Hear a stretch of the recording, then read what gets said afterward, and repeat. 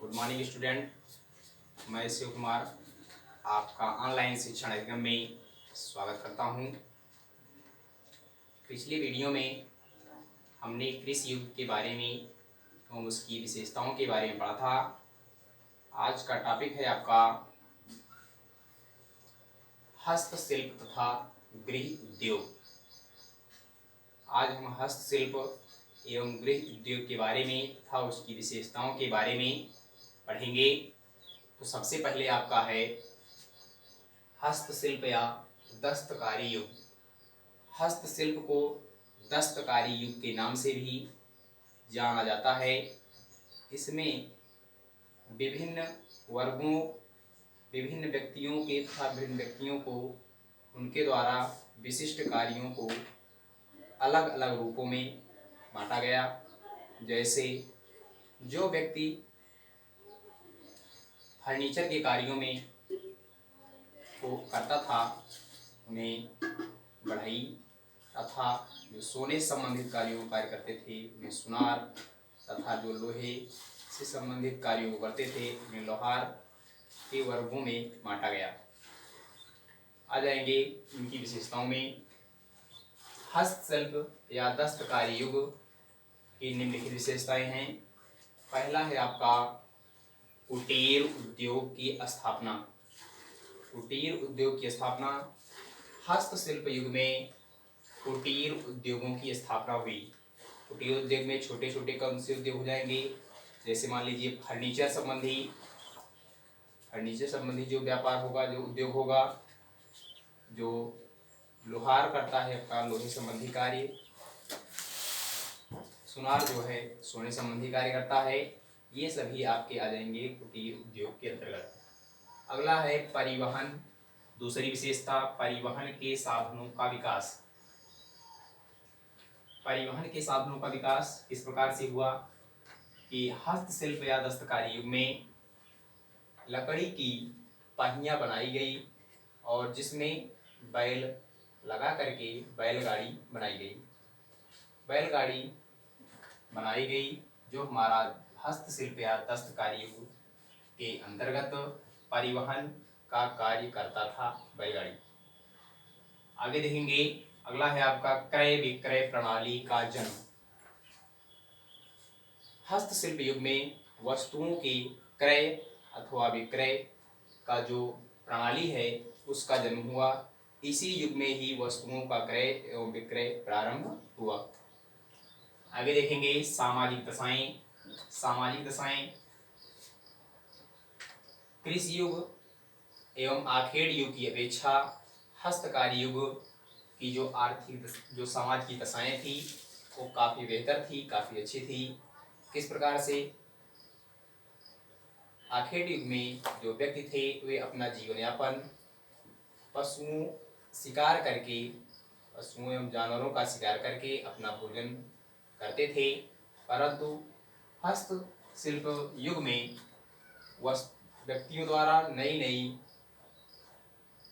नए कार्यों को किया गया। जैसे फर्नीचर का उत्पादन किया गया, लोहार द्वारा लोहे का कार्य किया गया, इत्यादि कार्य किए गए जिससे उनके सामाजिक दशाओं में वृद्धि हुई। अगला है आर्थिक दशा में सुधार। आर्थिक दशा में सुधार किस प्रकार से हुआ? प्रत्येक वर्ग लोहार बढ़ई सुनार प्रत्येक वर्ग को जिन जिन के लिए उनको कार्य दिया गया था या जो जो कार्य करते थे उनसे उनकी आर्थिक दशाएं, उनको धन प्राप्त होता था उन कार्यों से, जिससे उनकी आर्थिक दशाएं मजबूत हुई, ठीक हुई। अगला है आपका नगरों की स्थापना। हस्तशिल्प युग में नए नए नगरों की स्थापना हुई जिससे व्यक्तियों के द्वारा गांवों तथा गांवों से समाज की एक स्थापना हुई।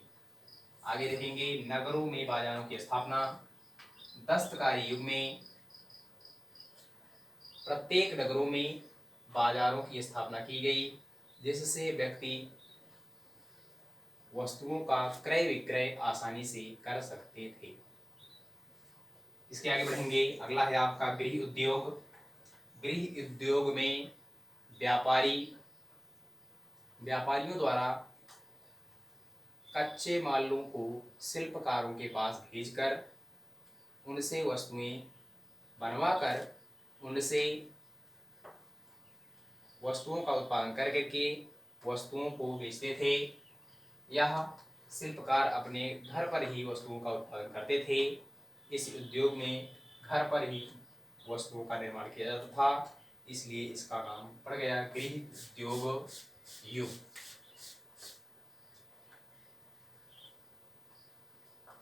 गृह उद्योग युग। इसकी आएंगे विशेषताओं में छोटे पैमाने पर उत्पादन। गृह उद्योग युग में वस्तुओं का उत्पादन छोटे पैमाने पर प्रारंभ हो गया, मतलब कि कम उत्पादन होने लगा और प्रारंभ इसमें हो गया कि वस्तुओं का उत्पादन, नई नई वस्तुओं का उत्पादन प्रारंभ हो गया। अगला है आपका गृह उद्योग में पर्याप्त विकास। पर्याप्त विकास किस प्रकार से हुआ कि जो व्यक्ति शिल्पकार वस्तुओं का निर्माण करते थे उनसे वस्तुओं के निर्माण पर व्यवसायी जो था शिल्पकार को एक निश्चित राशि प्रदान करता था, जिससे उनका जीवन यापन में परिवर्तन होने लगा और वे लाभ अर्जित करने लगे तथा उनका पर्याप्त विकास होने लगा। आगे आएंगे बाजारों का प्रादुर्भाव। गृह उद्योग में जब शिल्पकार वस्तुओं का निर्माण करते थे तो व्यवसायी द्वारा दिए गए कच्चे माल के आधार पर शिल्पकार भी कच्चे मालों को क्रय करके वस्तुओं का निर्माण करके उन वस्तुओं को बाजारों में ले जा करके बेचते थे, जिससे बाजारों का प्रादुर्भाव हुआ, बाजारें का जन्म हुआ। अगला है औजारों का निर्माण। गृह उद्योग युग में शिल्पकारों के द्वारा या लोहार के द्वारा नए नए औजार बनाए जाने लगे। हसिया, खुरपी, फावड़ा आदि ये सब औजार बनाए जाने लगे। उसके बाद अगला है आपका श्रम विभाजन एवं विशिष्टीकरण। गृह उद्योग युग में श्रम विभाजन, प्रत्येक वर्ग को का श्रम का विभाजन किया गया कि नाई जो है वो बाल काटेगा, लोहार जो है वो लोहे संबंधी कार्य करेगा, सुनार जो है वो सोने संबंधी कार्य करेगा तथा जो बढ़ई है उसको फर्नीचर संबंधी कार्य करना होगा, वह कार्य करेगा। उसको विशेष वर्ग को, जो श्रम विभाजन है उसको विशेष कार्यों के लिए जो व्यक्ति विशेष हैं उनको बांटा गया कि ये कार्य आपको करना है। अगला है कारीगर। कारीगर संघों की स्थापना।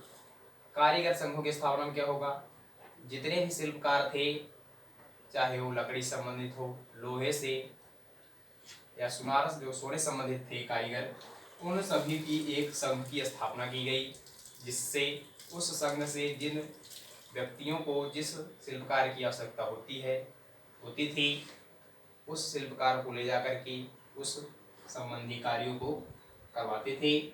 इससे कारीगर संघों की स्थापना कृषि उद्योग युग में हुई। आगे देखेंगे वणिक वर्ग का उदय। गृह उद्योग युग में वणिक वर्ग का उदय हुआ। उत्पादक एवं उपभोक्ता के बीच दलाली संबंधी कार्यों को करने के लिए वणिक वर्ग का भी उदय गृह उद्योग के अंतर्गत हुआ। अगला आएंगे वर्ग भेद। अगली विशेषता है आपका वर्ग भेद।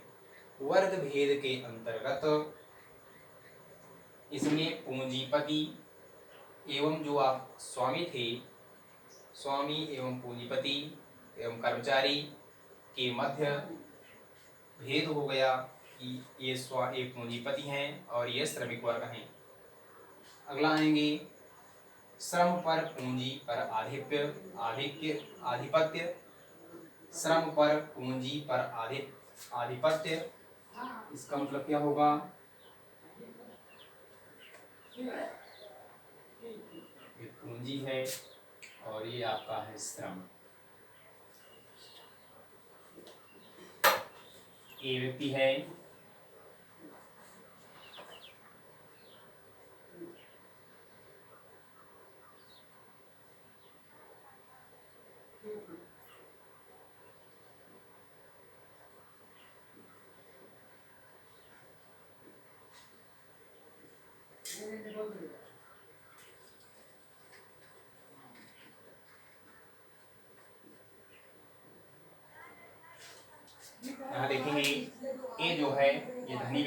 मान लेते हैं PQRS ये श्रमिक वर्ग हैं।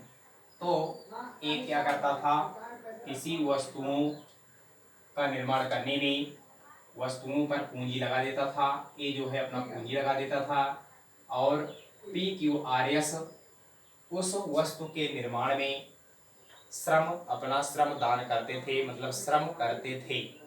तो जो इनके द्वारा श्रम किया जाता था, श्रम पर अब PQRS पर ए का आधिपत्य था कि आपको इतना कार्य करना है, इतना निश्चित कार्य आपको इतने समय में करना है। इनके द्वारा जो श्रम किया जाता था, पूंजी पर श्रम का आधिपत्य हो जाता है इस प्रकार से। तो आज के वीडियो में हमने पढ़ा हस्तशिल्प तथा कृषि उद्योग युग तथा उसकी विशेषताओं के बारे में। आज बस यहीं तक, मिलेंगे अगले वीडियो में। धन्यवाद।